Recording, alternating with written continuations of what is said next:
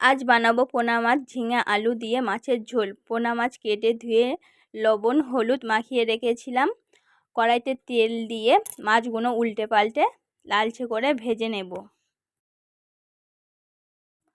মাছ লাল করে ভাজা হয়ে গেলে তুলে নেব। ওই তেলেতে 5 ফোড়ন দিয়ে দেব। পেঁয়াজ কুচি দিয়ে একটু ভেজে নেব। পেঁয়াজ একটু ভেজে নিয়ে লঙ্কা কুচি দিয়ে দেব। লঙ্কা পেঁয়াজ ভালো করে ভেজে নিয়ে কেটে ধুয়ে রাখা আলু দিয়ে দেব। আলু একটু ভেজে নেব।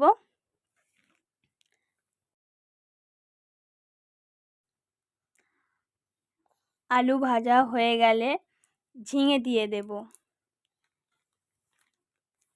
ঝিঙে আলু ভালো করে ভেজে নেব। লবণ দেব না এখন, ঝিঙে থেকে জল ছেড়ে দেবে।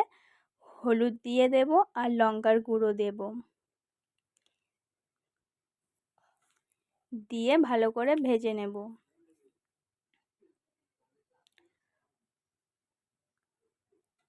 ভাজা হয়ে গেলে লবণ দিয়ে দেব।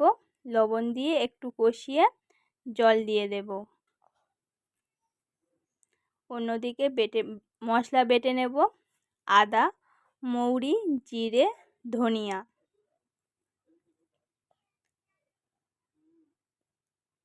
ঝোল ভালো করে ফুটে গেলে বেটে রাখা মশলা দিয়ে দেব।